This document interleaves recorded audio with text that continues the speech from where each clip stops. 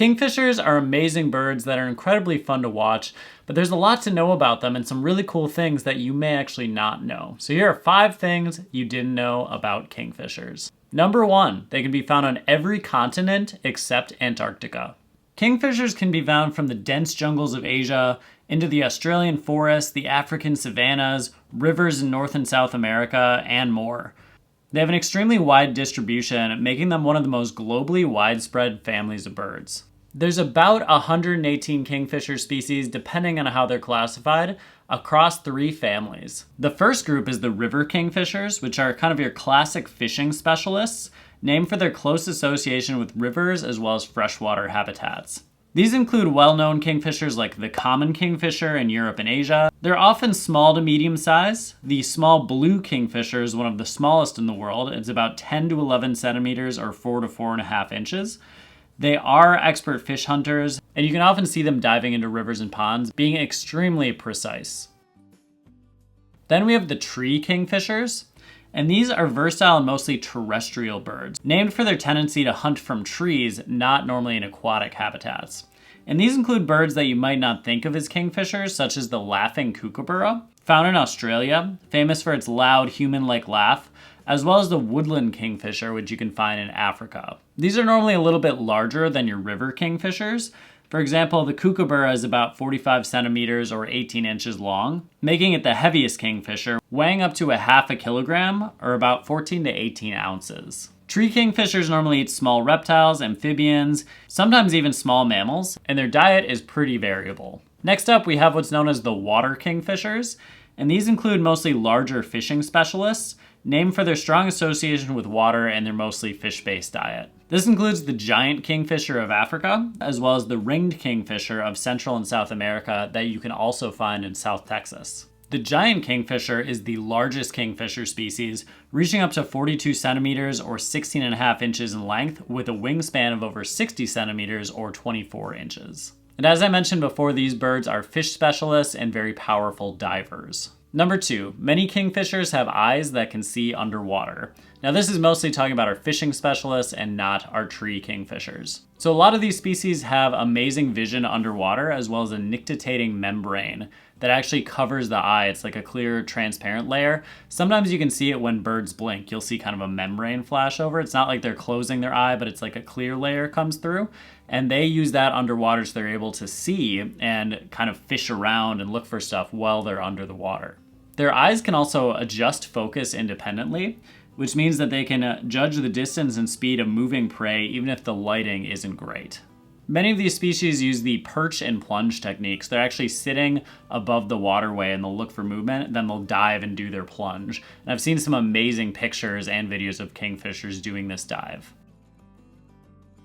Their vision also helps them compensate for the refraction of water, which allows them to strike fish in a slightly shifted position. So when you're seeing that fish in the water, that's not exactly where it is because of that refraction, but they're able to adjust for that and dive down and get their prey with extreme precision and accuracy.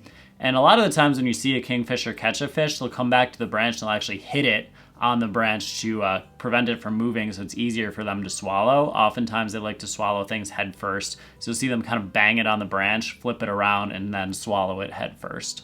Number 3, many kingfishers dig impressive tunnels. So rather than nesting in trees, many of these species will actually dig tunnels in the side of mud or another material that they can dig in, or live in tree cavities. These tunnels extend for about 3 feet or 1 meter long and normally end in a small chamber where they can then lay eggs. The length and depth of the tunnel helps protect the eggs and chicks from predators, floods, and environmental changes.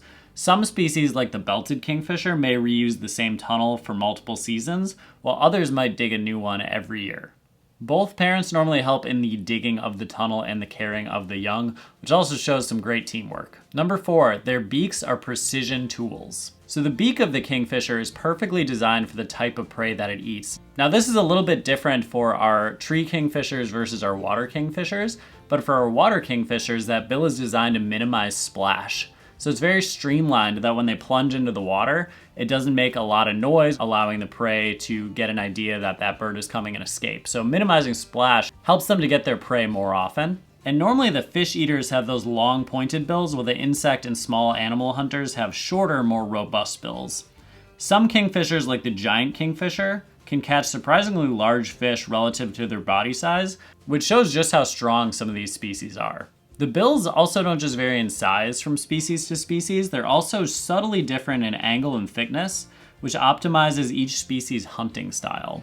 Now, another cool fact is that the kingfisher bill was actually the inspiration for the design behind the nose of the bullet train.